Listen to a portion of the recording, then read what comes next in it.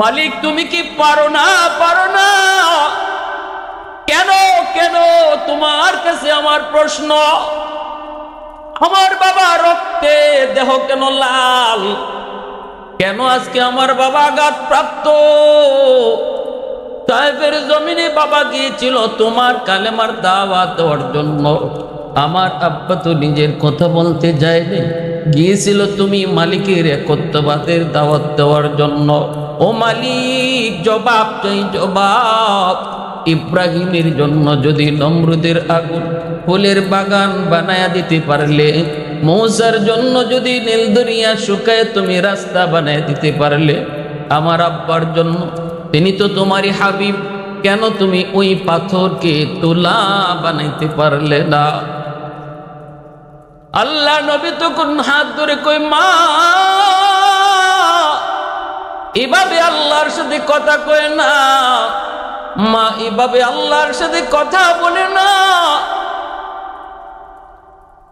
সাথে সাথে ফাতেমা কয়, আব্বা কিভাবে বলবো?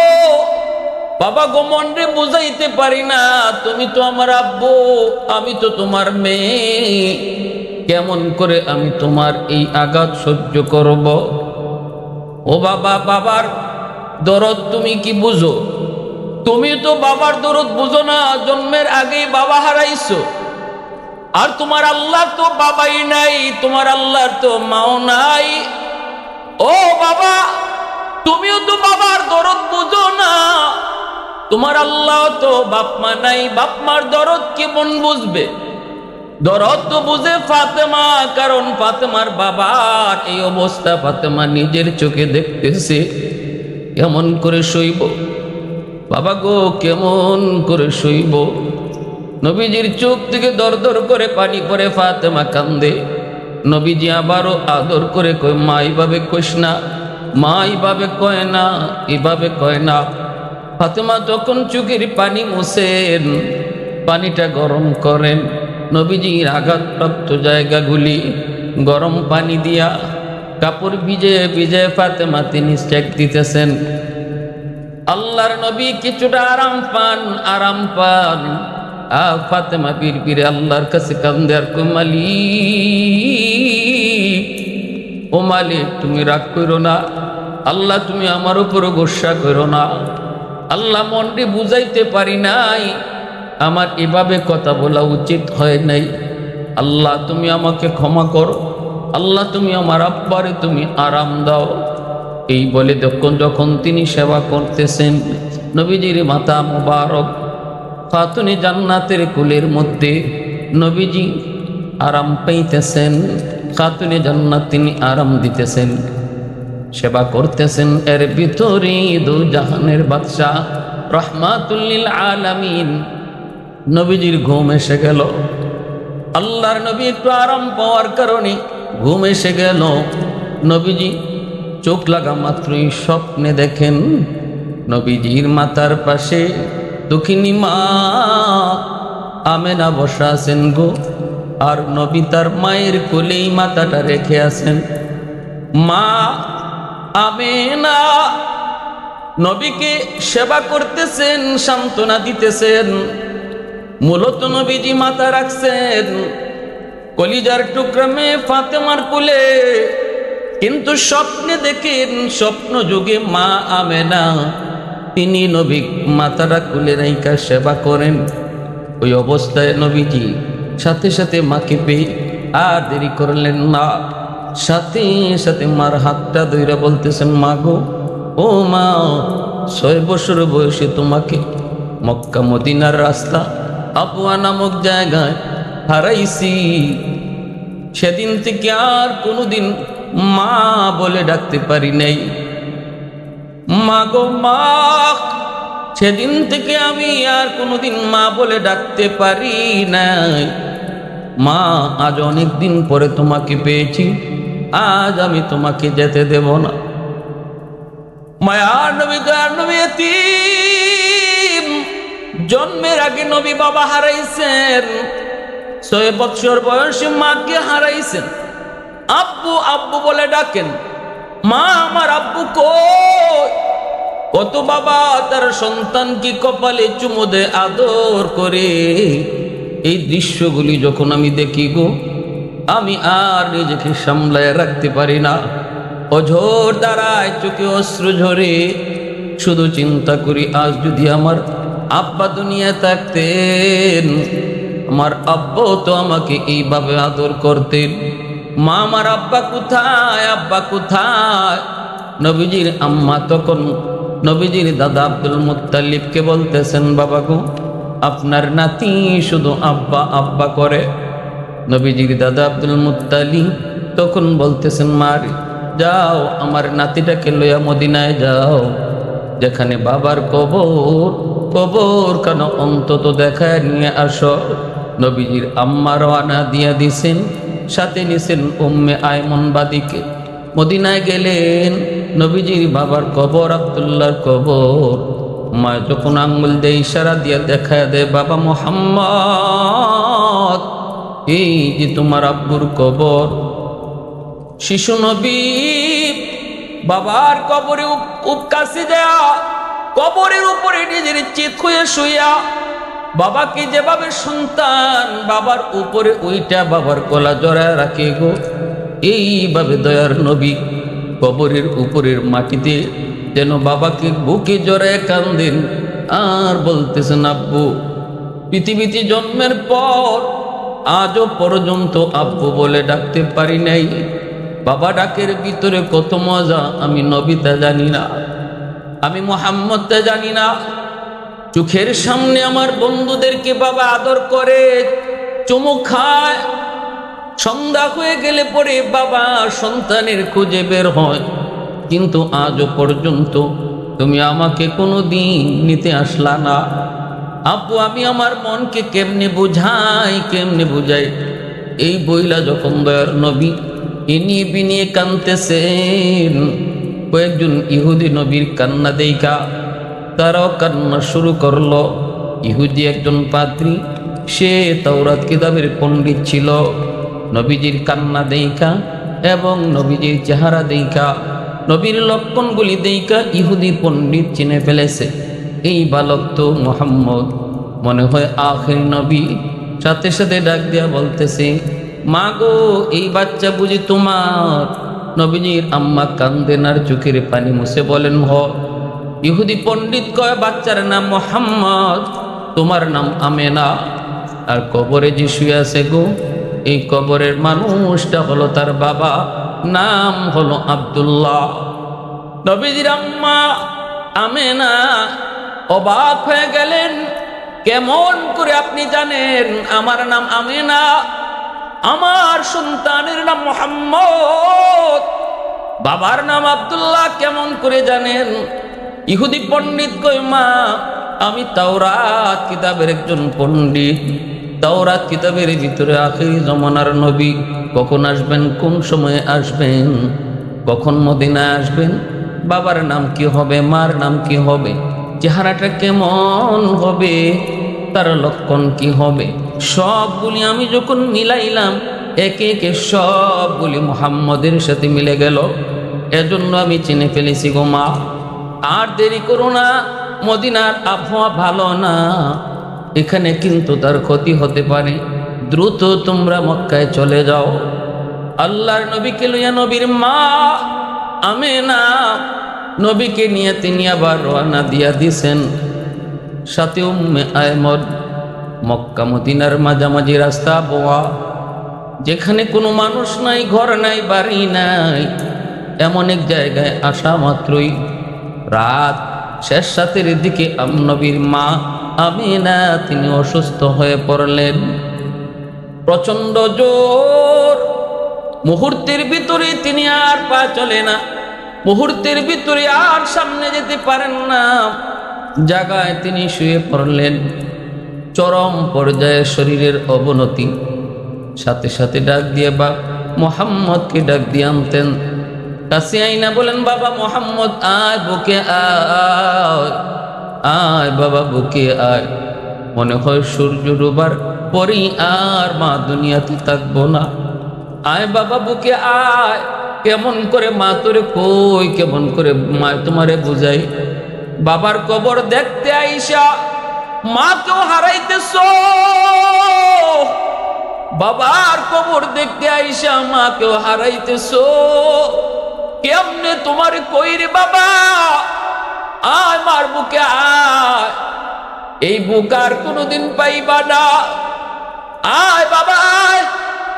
শিশু নবী মায়ের বুকের উপরে ওইটা হাও মাও করে কান্দে আর কই, মা ও মা, তুমি আমাকে সাগরের মাঝখানে কার হাওলা করে যাইতেছো গো মা। নবীজির আম্মা আমেনা চোখের পানি মুছে আর কই, তোমার হাওলা আমার আল্লাহ, আমার আল্লাহ তোমার জিম্মাদার জিম্মাদার জিম্মাদার। উম্মে আইমনকে ডাক দিয়া কাছে আইনা উম্মে আইমনের হাতটা নবীর হাতের লাগে মাঝে লাগাইয়া নবীজির আম্মা কাঁদতেছে আর কয়, উম্মে আইমন, আজ থেকে আমার মুহাম্মদকে তুমি আমার মতোই দেখবা, আমার মতোই আদর করবা, যেন মার অভাবটা তোমার কাছ থেকে পূরণ হয়। উম্মে আইমন, তোমার কাছে আমি দুনিয়ার বাহ্যিক দৃষ্টিতে তোমার কাছে আমার মুহাম্মদকে রেখে গেলাম। নবীর গালে কপালে চুমুক খাইতে লাগলেন, চোখ থেকে অশ্রু ঝরে, নবীজি হাউমাউ করে কান্দেন। আল্লাহ তার হাবিবকে মা হারা বানাইতেছেন এমন এক জায়গার যুবক যেখানে কোনো মানুষ নাই, যেখানে কোনো বসতি নাই, মরুপ্রান্তর আবুয়া নামক জায়গায় আমার নবী দার নবী মাকেও তিনি হারাইলেন। আল্লাহর নবী রহমতের নবী উম্মে আইমনের হাত ধরে গভীর রাতে তিনি মক্কার দিকে রওনা দিয়েছেন। আবুয়া নামক জায়গায় মাকে কবরে দিয়া শিশু নবী উম্মে আইমনকে নিয়ে তিনি রওনা দিয়েছেন মক্কার দিকে। আজও সে আবুয়া সেই স্মৃতি এখনো ধরে রেখেছে যুবক। সেখানে গেলে এমন কোন নবীর আশিক নাই, চোখ থেকে পানি ঝরে না। একজন শিশু সন্তান, শিশু বাচ্চা কেমন করে পারলো এই মরুভূমিতে মারে কবর দিয়া, মারে এখানে চিরনিদ্রায় শোয়া, কেমন করে রহমতের নবী পায়ে হেঁটে মদিনায় মক্কায় আসলো। নবীজি এরপরে যতবার মদিনায় গিয়েছেন ওই আবুয়া নামক জায়গায় গেলে পরে নবী সাহাবীদেরকে বলতেন, সাহাবীরা রে, কাফেলা একটু সময়ের জন্য থামাও, ওই যে আমার আম্মুর কবর, যেই মাকে আমি বাবার কবর দেখতে এসে হারাইছিলাম শিশুকালের সেই 6 বছর বয়সে, আমি আমার মার কবরের পাশে দাঁড়ায় একটু দোয়া করব, তোমরা আমার সাথে দোয়ার শরীক হইও। আমার কান্না দেখা তোমরা এভাবে হাম্মা করে কান্দো না। নবীজি কবরখানা দেখা মাত্রই চোখ বেবে আল্লাহ নবীর অশ্রু ঝরত। নবীজি কোটের পেট থেকে নাইমা কবরের সামনে দাঁড়ায় নবীজি অঝোর দাঁড়ায় কাঁদতেন আর দোয়া করতেন। আমার নবী মায়ের নবী 6 বছর বয়সে মা হারাইলেন। এরপরে রহমতের নবী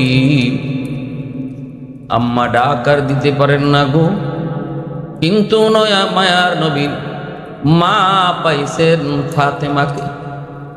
ফাতেমাকে নবী মা বলে ডাকতেন। কেন ডাকতেন, কি জন্য ডাকতেন? কারণ হলো রহমতের নবী মায়ের নবী মার কাছ থেকে যে আদর সন্তান পায়, এই আদরটা, এই সোহাগটা, এই সান্ত্বনাটা, এই সেবাটা খাতুনে জান্নাত তিনি আমার মায়ার নবীকে করতেন।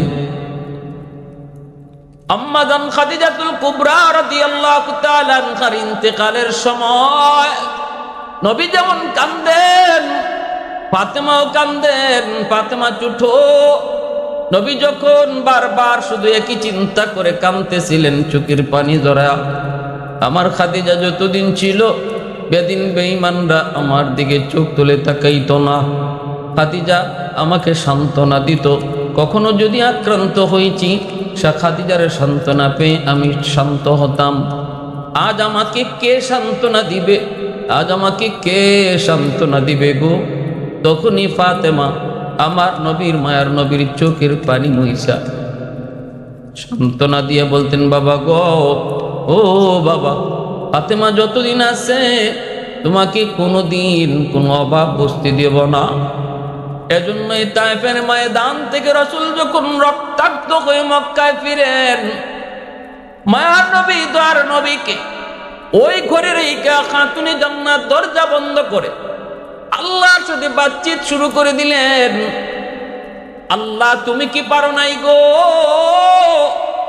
আমার আব্বার জন্য ইব্রাহিমের মতো আগুনকে যেমন ফুলের বাগান বানাইছো, মূসার জন্য যেমন নীল দরিয়ার পানিকে তুমি রাস্তা বানায় দিছো, তুমি কি আমার আব্বার জন্য পারো নাই গো? ওই তায়েফের জমিনের উশৃঙ্খল যুবকগুলির পাথর, যেই পাথরটা আমার আব্বার দিকে মারছে, এই পাথরগুলি তুমি কি তুলা বানিয়ে দিতে পারো না? রাসূল যখন কয়, ফাতেমা এইভাবে কয় না, এইভাবে কয় না, এইভাবে কয় না রে মা। খাতুনে জান্নাত বলে, মা বাবা, ও বাবা, আমি বলবো না কেন? আমি তো মেয়ে, আমি তো বাবা পাইছি, তুমি তো বাবা পাও নাই। বাবার দরদ কেমনে বুঝবা? তোমার আল্লাহ কেমনে বাবার দরদ বুঝবেন? কারণ আল্লাহর তো মাও নাই, বাবাও নাই। কুল হুয়াল্লাহু আহাদ আল্লাহুস সামাদ লাম ইয়ালিদ ওয়া লাম ইউলাদ। আল্লাহ নিজের পরিচয় দিয়া কয়, আল্লাহ কারো বাপ নয়, কারো সন্তানও নয়। বাবা, আমি তো বাবা পেয়েছি, আমি তো বাবার দরদ বুঝবই, আমি তো বাবার কষ্ট বুঝবই। তখনই আমার নবী মায়ের নবীকে কোলে নিয়ে যখন তিনি এইভাবে সেবা করতেছেন, সেবা করতেছেন, সেবা করতেছেন, নবীজি আরাম পেয়ে নবীজির চোখ লেগে গেল। আল্লাহর নবী ঘুমিয়ে পড়লেন। চোখ লাগা মাত্রই তিনি স্বপ্নে দেখেন জনম দুঃখিনী মা আমেনা রাসূলকে কোলে নিয়া এইভাবেই তিনি আদর সোহাগ কইরা সেবা করতেছেন। আঘাতপ্রাপ্ত জায়গাগুলি তিনি সেবা করে দিতেছেন। আল্লাহ নবী স্বপ্নে মাকে পেয়ে হাত চাপ দিয়ে ধইরা বলতেছেন, মা গো, আর যেতে দিব না গো, আর তোমাকে যেতে দিব না। 6 বছর বয়সে আপুয়া নামক জায়গায় তোমাকে হারাইছি, আর আমি তোমারে যেতে দিব না গো মা। কইছিলা এতদিন, কইছিলা এতদিন, আর তোমাকে যেতে দিব না। এই বইলা নবী যখন ধরছেন, চিৎকার দিয়া যখন কইছেন মা, চিৎকার দিয়া যখন কইছেন মা, ঘুম ভেঙে গেল নবীজির। নবীজি ঘুম ভেঙে তাকায় দেখেন কলিজার টুকরা মেয়ে ফাতেমা, চোখ থেকে দর দর করে পানি পড়ে, কান্দেন। নবী জিজ্ঞেস করেন, ফাতেমা তুমি কান্দো কেন গো? ফাতেমা তখন বলতেছে, বাবা গো, তুমি স্বপ্নে কি দেখছো জানি না, কিন্তু মা কয়া চিৎকার দিয়া আমার হাতটা এইভাবে ধরছো, এই যে দেখো বাবা, এখনো আমার হাতটা তুমি ধরে রাখছো। রাসূল কয়, মা আয় বুকে আয়, আয় বুকে আয়। আমি তো স্বপ্নে আমার মা আমেনার হাত ধরেছি, বাস্তবে যখন তোমার হাত ধরলাম, চোখ খোলার পর যখন তোমার হাতে আমার হাত, তাহলে মা রে, আজ থেকে তুমি আমার মা আমেনার জায়গায়, আজ থেকে তুমি আমার মা আমেনার জায়গায়। মা যেই সেবাটা সন্তানকে করে, তুমিও আজ আমাকে ওই সেবাটাই দিতেছো। স্বপ্নে আমি যা দেখেছি বাস্তবতা ঘটলো। মা, আজ থেকে তুই আমার মা, তুমি শুধু আমার মেয়ে না, আজ থেকে ফাতেমা আমার মা। রাসূলের নবী, রাসূলের কন্যা খাতুনে জান্নাত ফাতেমা রাদিয়াল্লাহু তাআলা আনহা। এজন্যই নবীজি মা কয়ে ডাকতেন আর বলতেন, ফাতেমা তু বিদআতুম মিন্নি, ফাতেমা আমার কলিজার টুকরা। ফাতেমার একজন বান্ধবী ছিল ইহুদি মেয়ে। ইহুদি মেয়ে বিয়ের আয়োজন করলো বাবা, অনেক বড় ধন সম্পদের মালিক বাবা। ইহুদি মেয়ের আয়োজন করলো বিয়ে, কিন্তু বান্ধবী বাবাকে সাফ জানায় দিল, বাবা আমার একজন বান্ধবী আছে, নাম হলো ফাতেমা। ফাতেমা যদি আমার বিয়েতে না আসে তাহলে আমি বিয়ে বসবো না। এই বিয়েতে আমি রাজি না। ইহুদি কই মারে, কে সেই ফাতেমা? বান্ধবী কয় ফাতেমা হলো মুহাম্মাদুর রাসূলুল্লাহর মেয়ে। এই কথা বলতে ইহুদি কয় মারে, মুহাম্মদ তো গরিব মানুষ, ফাতেমা সে তো গরিবের মেয়ে, কাপড় চোপড় তেমন দামি নয়। আমার আজকের অনুষ্ঠান হবে ভিআইপি ভিভিআইপি মানুষের জন্য। রাজা বাদশাদের ছেলেরা, রাজা বাদশারা আজকের আমার বিয়ের আয়োজনে এই অনুষ্ঠানে তারা হবে গেস্ট। তাদের শ্রেণীতে ফাতেমা যায় না। মা, ফাতেমা যদি কোনো রাজার মেয়ে হতো তাহলে আমি তোমার এই কথাটা গ্রহণ করতাম, কিন্তু না রে মা, এটা হয় না, আমি পারবো না। সাথে সাথে মেয়েটাই মাকে জানাই দিল, মা আব্বুকে বলো আয়োজন করার দরকার নাই, আমার বান্ধবী ফাতেমা যদি বিয়েতে না আসে গো, আমি এই বিয়েতে রাজি না। মেয়ে সাফ সাফ বাবাকে জানাই দিল, ফাতেমা যদি এই বিয়েতে না আসে তাহলে সে কিন্তু এই বিয়ে বসবে না, এই বিয়েতে সে রাজি না। পড়ছে বাবা বিপদে। তখন বাবা কয় মারি, তাহলে একটা চিঠি লিখ, একটু দেখ তার বাপ দাদা অথবা ফরিদাদার মধ্যে কেউ রাজা বাদশা ছিল কিনা। এতটুকু যদি পাওয়া যায় তাহলে তো স্ট্যাটাসটা মিলবে, সমান থাকবে, শ্রেণী ঠিক থাকবে। চিঠিটা দেওয়ার পর নবীজির মেয়ে খাতুনে জান্নাত তখন ছোট্ট বালিকা, তিনি উত্তরে লিখলেন, বান্ধবী আমি মক্কায় একজন গরিবের ঘরে জন্মেছি, আমার আব্বার নাম মোহাম্মদ, আমার বাপদাদা কেউ রাজা বাদশাহ ছিল না, তবে আমার বংশ আরবের শ্রেষ্ঠ বংশ, সম্মানী বংশ। আর এতটুকু মনে রাখো, পৃথিবীতে যত রাজা বাদশার জন্ম হন সকল রাজার রাজা যিনি, আসমানের মালিক, কুল কায়নাতের মালিক, সকল বাদশার বাদশাহ যিনি, তার বন্ধু হলেন আমার আব্বা। উলফত মে তেরি ওয়াইসি নে দান কো তোরা, বো বকর উমর নকশে কদম তেরা না ছোরা। उल्फत में तेरी वैसी ने दंदान को तोरा, बो बकर उमर नक्श कदम तेरा न छोरा।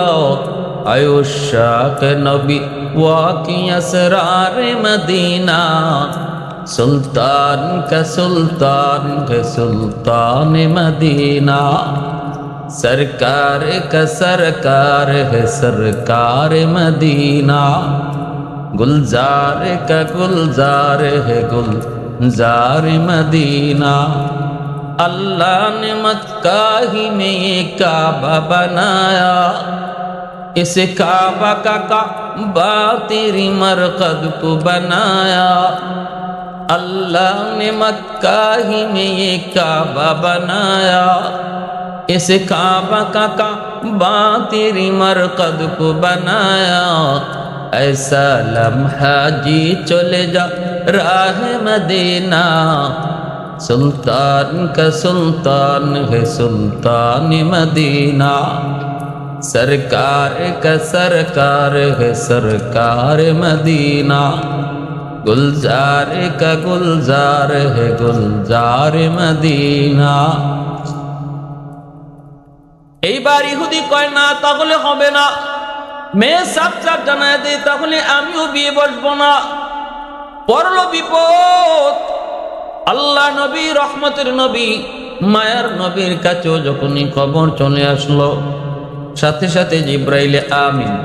ঘটনা তো আল্লাহ পাক সব দেখতেছেন, শুনতেছেন। আল্লাহ কয়, ফাতেমা গরিবের কাপড় পরে যাবে বিদায়। এই মানুষগুলা ইহুদি ফাতেমাকে বিয়েতে নিতে রাজি হয় না, দাওয়াত দিতে রাজি হয় না। জিব্রাইল, তুমি জান্নাত থেকে ফাতেমার জন্য 2টা কাপড়ের সেট তার জন্য নিয়ে যাও। জিব্রাইল আমিন জান্নাত থেকে 2 সেট কাপড় নিয়ে আসলেন। আল্লাহর নবী, রহমতের নবী, মায়ার নবী, দয়ার নবী যখন ফাতেমাকে বললেন, ফাতেমা কাপড়গুলা খোলো, প্যাকেটটা খোলো, জিব্রাইল জান্নাত থেকে তোমার জন্য কাপড় নিয়ে এসেছে। খাতুনে জান্নাত ফাতেমা রাদিয়াল্লাহু তাআলা আনহা ওই থেকে ইহুদির মেয়ে জানায় দিছে, বাবা ফাতেমার গায়ে কি কাপড় থাকলো না থাকলো, কতটা দাম আর কতটা কম দাম, এটা দেখার বিষয় নয় বাবা। শুনো, ফাতেমা মক্কার সবচেয়ে সম্ভ্রান্ত বংশের মেয়ে, কুরাইশ বংশের মেয়ে। তার বাবা মুহাম্মদ। নবী মানতে তোমরা না পারো, ধর্মের ভিন্নতা থাকতে পারে, কিন্তু মুহাম্মদকে আলামিন উপাধি দিয়েছে ওই কাফের কুফফাররাই।